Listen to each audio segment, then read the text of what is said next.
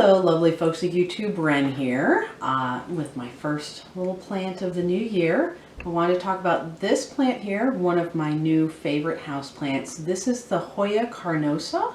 Common names include wax plant, porcelain flower, and pentacle flower. We'll get more into that in a moment. This is a very popular, very easy to find house plant. There are very wide number of different cultivars for this plant. This particular cultivar here that I have is called the Crimson Princess, which is a variegated cultivar. It makes these nice little variegated leaves. The new growth, of course, on both the leaves and the stems are this nice pink color, and then as the leaves get older they have that nice variegated cream and green color to them. It's very pretty plant. This is considered to be semi-succulent. So these thick, waxy sort of leaves that it has, which is where it gets the name wax plant from, will actually hold water inside them. So that means that this plant can be neglected, a lot like some of these succulents. Not quite to the same extent as a succulent would, but it does not require a whole lot of care, which is really nice. It does have a vining habit, as you can see here. I have this one vine that's gotten quite a bit of length on it, and there are other vines that are coming off of it as well right now. These vines can eventually get up to 10 feet in length, so it does benefit from having either a nice trellis support structure or putting it in a hanging basket where the vines can sort of trail down as they see fit. But you do need to take that into account when you're thinking about where you're going to fit this plant in. It will flower, has these nice little flowers that are sort of like an umbel, a collection of flowers in sort of a little ball, and each individual flower is star-shaped. It makes sort of a 5-pointed star in the corolla with then the 5 petals around it making a second star, and that obviously is where it gets the name pentacle flower from. Does like a more humid environment, so giving it an occasional spritz with water, if you have a water spritzer, is good. That also helps to kind of keep the dust off of the leaves of the plant because it will collect dust. Or if you have a humidifier, that works fine too. But one thing I do want to mention, so you'll see like it has these little new growth spurs that it will occasionally make little side spurs. You may see like a little side spur that doesn't actually turn into a stem that eventually becomes the flowers. They come off of one of those little spurs. Those spurs are perennials, so the flowers will continue to bloom in the same spot like over and over again from year to year. So you need to be careful that that little spur that the flowers originate from doesn't get damaged or cut, because then it will no longer flower in that spot, and that's sad. You don't want that to happen. So this plant does like a well-draining soil, so it's good to have it on pot with a drainage hole in it. And then of course a nice loose soil so that the roots don't get too wet. It does not need watering super often. Like I said, it's has that ability to kind of store extra water in its leaves. I usually only water mine about every 2 weeks. All my plants get watered on the new moon and the full moon because all my plants are generally succulents that can kind of withstand a longer period of time without watering because I know my limits. So yeah, it really only needs watering, like I said, every couple of weeks is fine. At least mine has thrived on that schedule, so there's that. Overwatering is the easiest way to kill this plant, so don't worry about babying it too much. It will be fine. Yeah, just don't overwater it. Give it some good drainage. Pot-wise, it does not need to be repotted very often. I've even heard people say that it blooms better if it's a little bit pot-bound, so don't feel like you have to keep changing the pot as the plant gets bigger and bigger.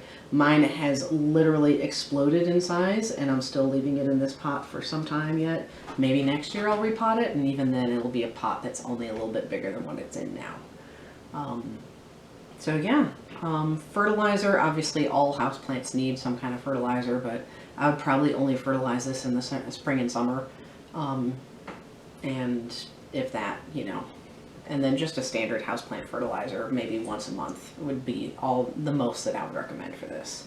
So light conditions. So this does do, it will grow in a wide variety of light conditions, but it does its best in sort of a bright light or a bright indirect light. I have mine in my south-facing bay window that you can see behind me. And so it gets light for most hours of the day that the sun is up. And it has been absolutely loving that. Although it will grow in less light than that, I have been told that it will not flower if it has too little light. So you have to take that into account. It does take a while for these plants to flower. This plant is just over a year old for me, and I haven't seen hide nor hair of any hints that it's going to flower yet. But that's kind of normal from what I hear of this plant. It takes like about 2 to 3 years for it to kind of get established to the point where it really will consider even throwing up a single flower for you. So I'm not overly concerned about it. It's definitely growing and happy. This plant has, like I said, it was like one little stem with 6 flowers, with 6 leaves on it when I first bought it. So for it to go from that to this means it's happy. So, propagating, you can propagate this from any stem. You know, basically you just take a stem cutting, make sure you have a good number of leaves on it, like at least 4 to 6 leaves on it. And you can, there's a little node here where I can see where it might be another stem that would come off, or it might be a flower spur that might come off, or, you know, there's some sort of potential growth node right here. If you can find one of those little nodes on the stem and make your cutting below that node, if that node gets buried in soil or even put into a jar of water, it will probably grow roots, because plants are adaptable like that. And like I said, those little growth nodes are just sort of like loci of potentiality. So definitely it will benefit you if you do want to propagate this plant, to try and find one of those to include in your little cutting for propagation. So for magical properties of this plant, this is a plant that doesn't have a lot of information in most of the Western esoteric sources, because obviously this is not a plant that was common to most of the people who were writing Western esoteric herbalism during the 16th and 17th century and all that. So, you know, this plant is not native to Europe. I think it's from Southeast Asia, possibly. Anyway, but there is only one like actual text source that I have that even mentions this plant, and that's Cunningham. And Cunningham's entry is pretty brief, and he ascribes this plant as being element of air and aligned with Mercury, which I can see the element of air, because it is, at its root, it's an epiphyte. And epiphytus plants, of course, don't necessarily need soil for their roots. So I can definitely see that it would be, you know, in its native habitat, it would grow like along the trunks of trees. So I can definitely see the air aspect. And Mercury, of course, air, of course, is a natural complement to Mercury. And I can see, because the flowers are supposed to be very fragrant. Fragrance is also typically a very mercurial aspect, but Mercury to me is more like the camphorous fragrance. I haven't smelled these flowers to know for sure, but the way that they're described, with it being a very sweet, redolent fragrance, and also the fact that the flowers tend to drip a lot of nectar, implies to me that at the very least the flowers themselves might have a more Venus aspect to them. And the fact that in some cultures this plant is oftentimes given as sort of a relationship plant, and that it's usually grown in the bedroom in order to protect a relationship, also implies that there's some Venus aspects to this plant as well. So keep that in mind. At least that's my interpretation. Very widely, just regardless of who you're looking at, whether it's Cunningham or just random sources on the internet of skeptical of specious quality, let's just say that, pretty much everybody agrees that this is a protective plant. Grow it in the home in order to help protect the inhabitants of the home. It's also interesting that it ties in that, because this is considered to be one of the best plants for improving air quality within the home. So you can kind of see it as also protecting your lungs. So definitely has some protective qualities to it. And then the flowers themselves are considered to be a very potent protective amulet with that pentacle shape to them. They can either be carried on the person. Be careful when you pick the flowers that you don't damage the flower spur, like I said.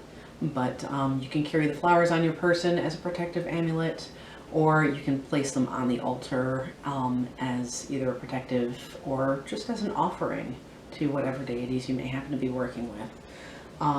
The flower essence of the Hoya flowers is said to help to align the chakras and sort of aid you on your journey to spiritual enlightenment. I would imagine that the nectar that these flowers produce, because they do produce copious amounts of nectar from what I understand, like they will literally drip nectar. I would imagine you could use that nectar in the same way as you could the flower essence as well, to sort of aid you in your meditations and spiritual enlightenment. So I have found that this is a really, really great plant. I really enjoyed having it. It just has this aura of sort of like peace and happiness that it sort of exudes. Like every time I'm around it, I always just feel like just so much better. So yeah, it's been really, really great having it in my house, and I can definitely see where this would be a very powerful green ally in aiding your journey towards spiritual fulfillment. So I highly recommend it. Pretty easy to find at a local nursery. That's where I got mine. You can purchase this online. However, my local nursery had it for about 40% less than the prices that I was seeing online. So definitely look for it at a local nursery near you, and not only save yourself some money, but support a local business. So yeah, that's all I have for you today. I hope this video finds you well, and I will see you again soon.